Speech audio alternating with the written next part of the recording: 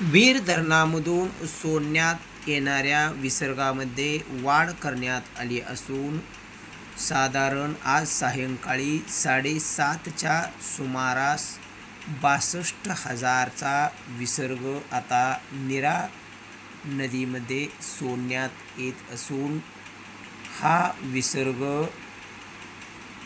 भीमा पात्रामध्ये येणार असल्याने प्रशासनाकडून भीमा नदी काठावरील नागरिकांना सतर्कतेचा इशारा दिला आहे। तसेच नदी पात्रामध्ये असणाऱ्या इलेक्ट्रिक मोटारी तसेच स्टार्टर काढण्याचे आवाहनही प्रशासनाकडून केले जात आहे।